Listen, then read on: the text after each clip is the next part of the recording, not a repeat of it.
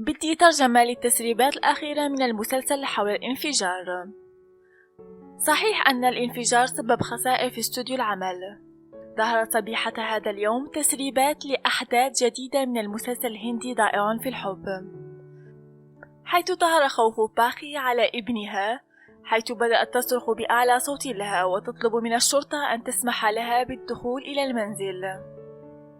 عائلة شافان جد متوترين من رؤية النيران وخائفون حول وجود شخص ما داخل المنزل الخارجي.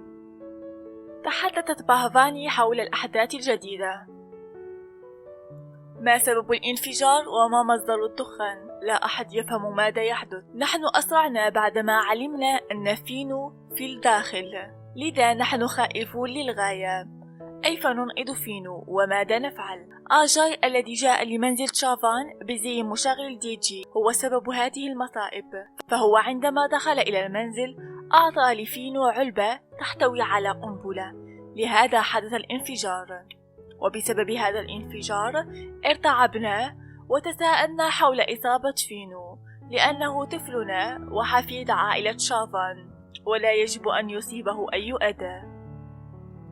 سافي الطفلة الصغيرة هي الشاهدة على ما حدث، حيث أخبرتهم أن فينو بالداخل، لتنصدم باخي وتصرخ بأعلى صوت لها، حيث أصبحت عاجزة على فعل أي شيء. أيضا سافي أخبرت والدها فيرات أن أمها مع فينو بالداخل. ينصدم فيرات ويخاطر بحياته من أجلهم ويدخل وسط النيران. فيرات بالرغم من أنه شرطي فهو أب أيضا، خائف على طفله، وهذا أمر طبيعي جدا. وأنا بنفسي كنت خائفة وسأدخل إلى النيران لأجل مساعدة فينو، فهو حفيد عائلة شافان. للأسف الشديد أيضا حصل انفجار ليس بالمسلسل بل أيضا في استوديو تصوير المسلسل الهندي الضائع في الحب ومسلسلات أخرى، تسبب بخسائر مادية جد ضخمة، لأنه بسبب هذا المشهد البسيط اندلعت النيران. تم تدمير الاستوديو التصوير. الحمد لله على سلامتهم. الخسائر مادية ولم يتأذى أي شخص. للأسف الموقع تدمر والجميع أصبح حزينا.